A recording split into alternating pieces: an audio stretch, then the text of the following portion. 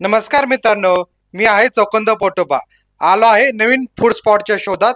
डांगे चौक येथील गणेश मंदिरच्या मागे कोल्हापुरी वडापाव सेंटरला आणि पाहणार आहे कोल्हापुरी वडापाव कसा बनतो ते. तर चला पाहूयात. नमस्कार मित्रांनो, मी कोल्हापूर वडापावचा ओनर उत्तम आरेकर बोलतोय. तर मी आज तुम्हाला माझ्या वडापावची रेसिपी दाखवते आणि सध्या मी डांगे चौकामध्ये गणेश मंदिरच्या पाठीमागं माझी गाडी चालू केलेली आहे. तरी तुम्ही ह्याचा सर्वांनी स्वाद घ्यावा. त्याबरोबर मी माझी रेसिपी तुम्हाला दाखवते. ती रेसिपी तुम्ही घरी पण ट्राय करू शकता की माझी रेसिपी कशी आहे, कोल्हापूरचा वडापाव कसा असतो हे तुम्हाला मी दाखवते. तर तुम्ही थोडं बघून घ्यावं आणि काय काय लागतं ते मी तुम्हाला सांगतो. तर मित्रांनो, आता मी तुम्हाला जी रेसिपी दाखवतोय ही 2 किलो बटाटो ह्याला जे मसाला लागेल त्याची मी रेसिपी दाखवतोय आणि त्याला किती साहित्य लागतंय हे मी तुम्हाला सांगतोय. आता मी तुम्हाला 2 किलो बटाट्यासाठी लागणारे साहित्य सांगते. पावशेर मिरची लागते, 100 ग्रॅम अद्रक, 100 ग्रॅम लसूण लागते, कढीपत्ता थोडासा, शाही गरम मसाल्याचं 1 पॅकेट. पेस्ट करून घेऊन मी तुम्हाला पुढची रेसिपी दाखवतो. आता मी हे सगळे मसाले पेस्ट करून घेतलेत. अद्रक, लसूण, मिरची हे सर्व घालून मी पेस्ट करून घेतलेले आहे आणि आता ह्याची फोडणी देतो मी. ठीक आहे. तर मित्रांनो, मी आता हे तेल घालतोय. साहेब, हे 2 किलोच्या मसाल्यासाठी किती तेल लागेल आपल्याला? आपल्या घरामध्ये जे सांबार देण्यासाठी जी पळे असते एक 2 पळ्या बास होतात. 2 पळ्या तेल? 2 पळ्या तेल बास होते. तर त्यामध्ये आपलं रिफाइंड ऑइल, आणखी ह्याचं मोहरीचं जे तेल असतं ते मिक्स करून फोडणीला वापरावं लागतं. याच्या का बरं असं करायचं? आपण 2 तेल का वापरतो? 2 तेल फोडणी मसाल्यासाठी ह्याच्यासाठी वापरतो की त्याची चव आणि टेस्ट थोडीशी वेगळी राहते. मोहरीच्या तेलामुळे थोडस चव बदलते, म्हणून मोहरीचं तेल आपण कंपल्सरी वापरतो. तर आता हे तेल तापलेलं आहे बऱ्यापैकी. 2 टेबलस्पून मोहरी टाकतोय मी. आता ही मी माझ्या अंदाजाने टाकतोय. मी तुम्हाला एक सांगतोय की 2 टेबलस्पून म्हणून. तसंच 2 टेबलस्पून उडीद डाळ टाकतोय मी त्यात. ही बघा, ही उडीद डाळ आहे. ही उडीद डाळ मी त्यामध्ये टाकते. हे उडीद डाळ टाकण्याचं कारण काय साहेब? उडीद डाळ खाण्यात खमंगपणा येतो. ज्यावेळी दाताखाली उडीद डाळ भाजलेली येते ना, त्यावेळी खमंगपणा येतो. त्यामुळं कंपल्सरी कोल्हापुरी वड्यामध्ये तुम्हाला उडीद डाळ भेटून जाईल.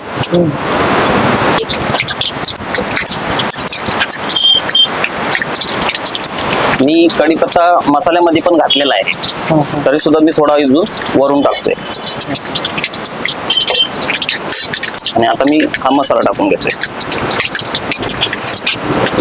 उडीद डाळ ज्यावेळी लालसर होते त्यावेळी मसाला टाकायचा. उडीद डाळ ज्यावेळी लालसर होते त्यावेळी मसाला टाकून घ्यायचा.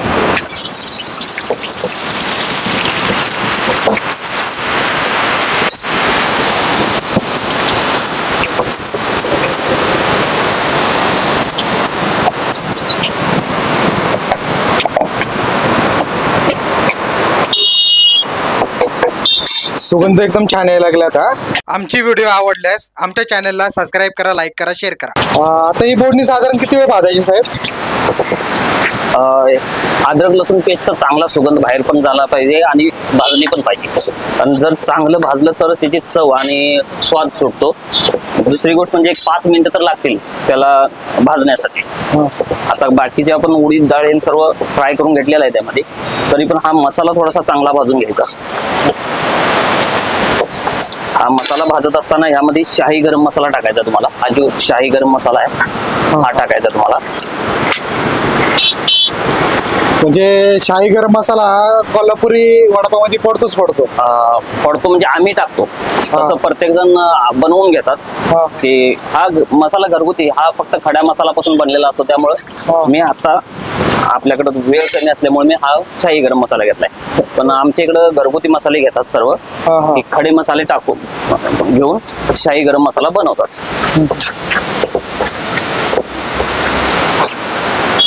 मसाला भाजून झालेला आहे, त्याचा कलर बघून घ्या. असा कलर येतो. असा ठसका उडतो थोडा भाजून घेतल्यानंतर. आता यामध्ये मला फक्त हळद ऍड करायची आहे.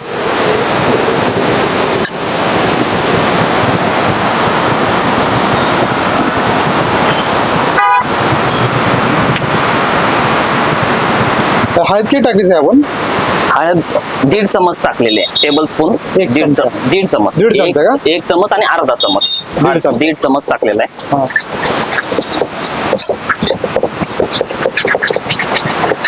मसाला भाजून घेताना मसाला खाली लागला नाही पाहिजे याची काळजी घ्या. सारखा हलवत राहिला पाहिजे मसाला. सारखा हलवत राहायला पाहिजे. खाली लागल्यानं जळला तर त्याचा स्वाद जो असतो तो असा करपल्यासारखा वास आणि पूर्णपणे चव बदलते. कडवटपणा येतो, त्याचा स्मेल खराब येतो. त्यामुळं जळू द्यायचा नाही. थोडा हात चालू ठेवायचा.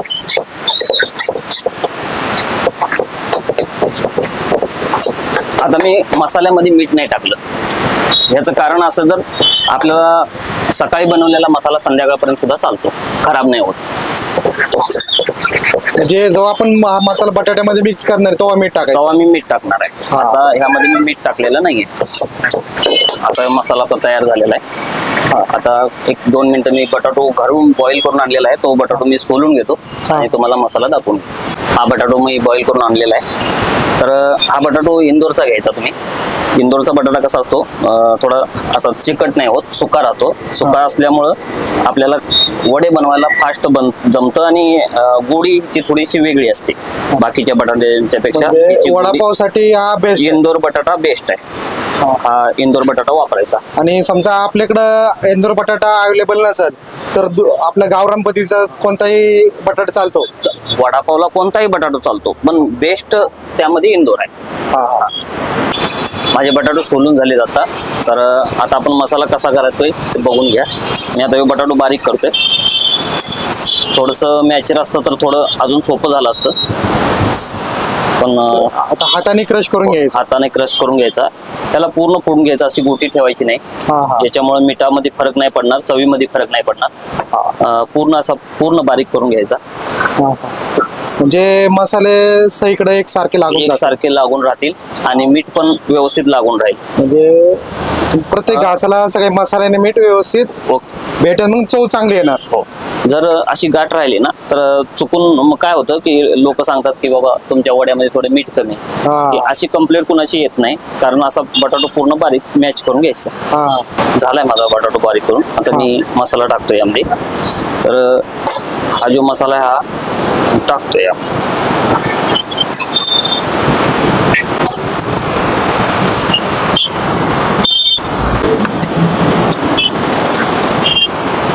सर्व मसाला टाकून ते सगळं एकजीव मिक्स करून घ्यायचं.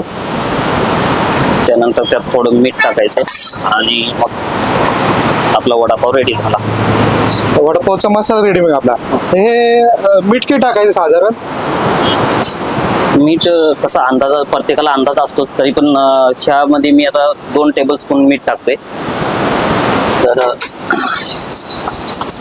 हे बघा, मी 2 टेबलस्पून मीठ टाकतोय. थोडस बाहेर पडलं. काय मीठ आणि मसाला एकसारखं करून घ्यायचं. एक वेळ आपण आपली स्वतःच टेस्ट बघायची, म्हणजे चव बघायची की मीठ कमी आहे जास्त आहे, हे एक वेळ बघून घ्यायचं. प्रत्येकाचा अंदाज वेगवेगळा असतो. कुणाला मीठ जास्त आलं तर मग आपण थोडा बटाटा ऍड करून ऍडजस्ट करू शकतो ऍडजस्ट. पण शक्यतो मीठ जास्त होणार नाही याची काळजी घ्यायची. आता साधारण साहेब 2 किलो बटाट्याचा मसाला केला आपण, त्याची किती वडे तयार होतील? कोल्हापुरी वडे केले तर 50 वडे होतील. आणि आता इथं जे रेग्युलर वडे आहेत ते 1 किलो पाठी मग 35 वडे तर होतात. म्हणजे आपले जे बॉम्बे वडे म्हणतो आपण त्याला, इथले जे चपटे वडे आहेत ना, ते चपटे वडे 35 तर होतातच. 2 किलो 70 होतील. हो, पण आपले नाहीत होत. आपली वड्याची साईज मोठी असल्यामुळं आपले वडे कमी होतात. म्हणजे जे कोल्हापुरी पद्धतीचे वडे आहेत साईज मोठी असल्यामुळे 2 किलो 50च होणार. 50च होणार. 25 वड्यांचा डिफरन्स पडतो. पण एकच खाल्ला तर पोट भरणार. हो 100%. तुम्हाला 18 दुनी 36 रुपये द्यायची गरजच नाही. एका वड्यामध्येच तुमचं पोट भरून जाणार. म्हणजे तसं म्हटलं तर मग ह्या जो रेट आहे 8 रुपये तो रिझनेबलच म्हटलं तरी हो हो. तसं बघायला गेलं तर इथल्या रेट आणि कोल्हापूरच्या रेट मध्ये फारच मोठा फरक आहे. कारण कोल्हापूरला 28 रुपये वडापाव आहे आणि इथं 18 रुपये, त्यामध्ये 10 रुपयाचा फरक. आता हे मसाला तयार झालाय तर मी यात थोडीशी कोथिंबीर ऍड करतोय. कोथिंबीर आता तेल गरम करायला ठेवलेलं आहे मी. बघतो तेल कसं गरम झालंय. हे मसाला आपला तयार झाला. आता मी वड्याचे गोळे करून घेतोय. वडापावचे गोळे बनवून घेतो मी आता.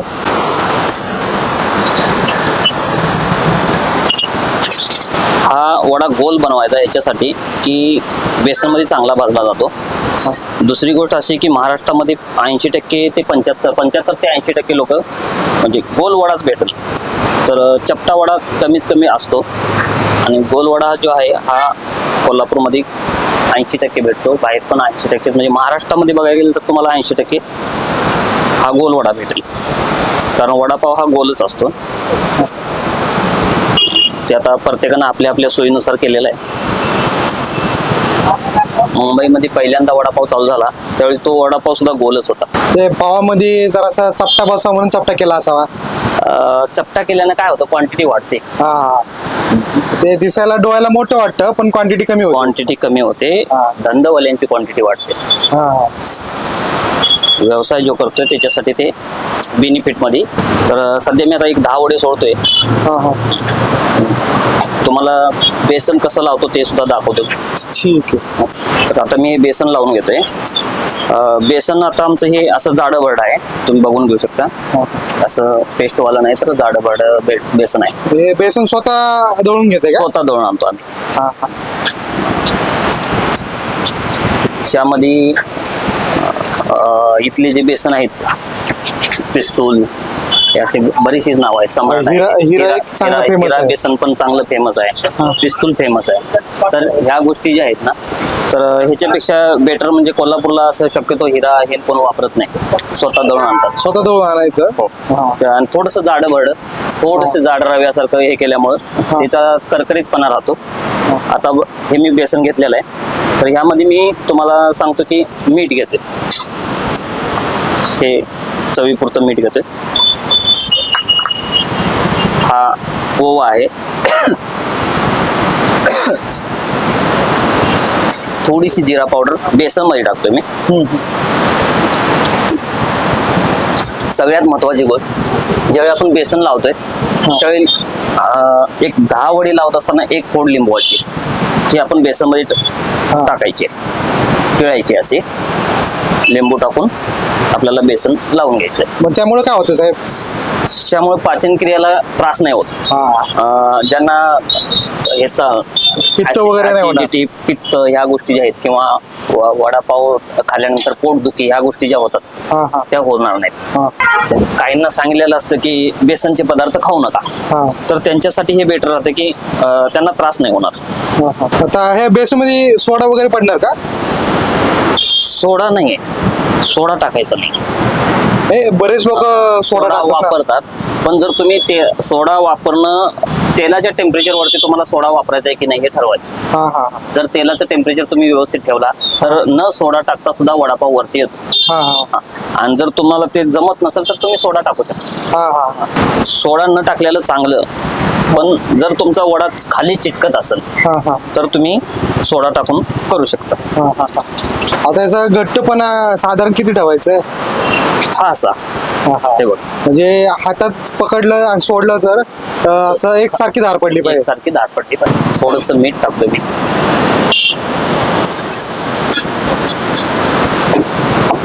तर मी आता वडे सोडतोय, बघून घ्या. वडे सोडताना तेल अंगावर येणार नाही याची काळजी घ्या. तेलाचं टेम्परेचर बऱ्यापैकी चांगलं आहे, त्यामुळे वडा चिकटणार नाही याची काळजी घेतोय मी पण.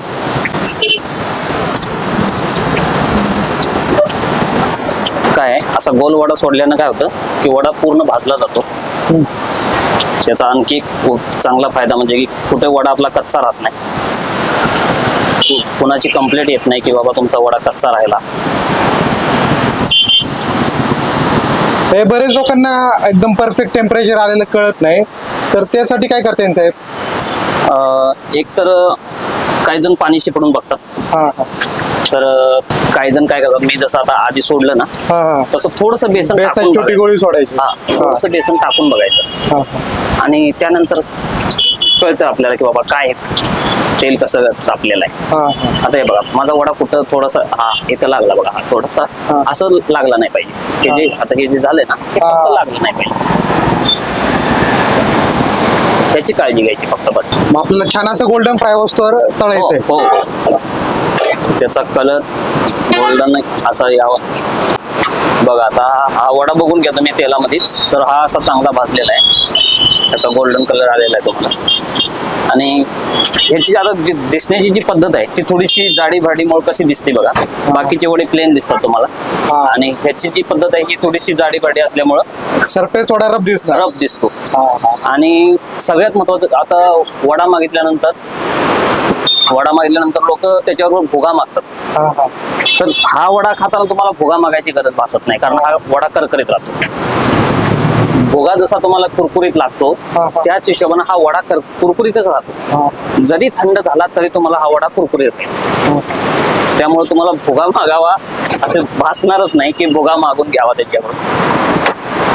कारण मी बघितलं बाहेर ठिकाणी, तर वड्याबरोबर थोडासा भुगा द्यावा असं म्हणतात. हां हां त्यात हा वडा खात असताना तुम्हाला भुगा मागायची आवश्यकता भासणार. आता आपले छान असे वडे तळून झालेले आहेत, अतिशय क्रिस्पी असे वडे आहेत. मी आता वडापावची प्लेट लावतोय, तर तुम्हाला दाखवतो. हा थोडासा कांदा दिलाय, 1-2 मिरच्या दिलेत, त्याबरोबर हा पाव शक्यतो आपण स्वतः फोडून द्यायचा, पावामध्ये वडा घालायचा, ठेवून द्यायचा. तर ह्याबरोबर तुम्हाला ही लाल तिखट ठेचा चटणी आहे, खोबऱ्याची एक चटणी आहे. आपली वडापावची प्लेट रेडी आहे. Ready. नुसतं वडापाव नाही, कोल्हापुरी वडापावची प्लेट रेडी आहे. ही आपली अशी कोल्हापूर वडापावची प्लेट तयार झालेली आहे आणि आपण अशी कस्टमरला देतो.